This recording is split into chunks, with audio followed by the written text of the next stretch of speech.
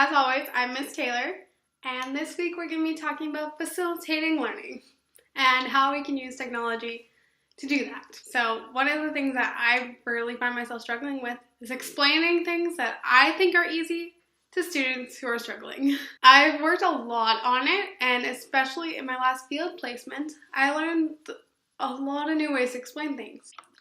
One of the biggest ones is teaching in different styles, such as physical or visual teaching, because some students are visual and physical learners and they don't just understand by being lectured at. I am also one of those students, so you think I would have figured this out sooner, but it's fine. One of the biggest ways that we can help students is by encouraging them to use their hands in learning, not just writing notes. So it's becoming a lot more common in schools to have a learning commons or a makerspace where students learn by touching things and exploring, which is what it's all about. So these are usually thought of as only for science because you know, science, you can do experiments, you can blow things up, you can light up a light bulb, but you can also use them for reading, math, social studies, gym. Gym is a lot of physical. So that way your students who don't learn the same way as other students, they're visual, physical learners rather than oral and auditory learners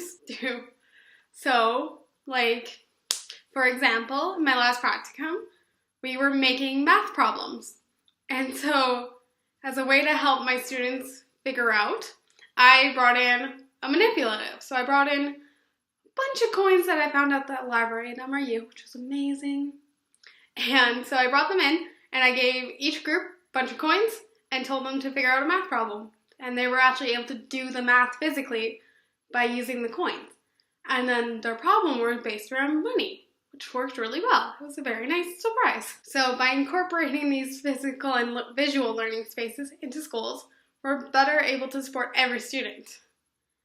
And I also see that in my practicum school. I'm in a kindergarten class, and we have one student who does not speak any English.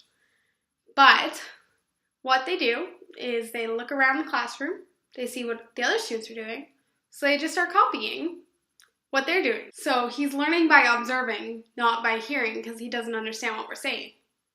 So it's the whole point of facilitating learning is to make sure that everyone understands.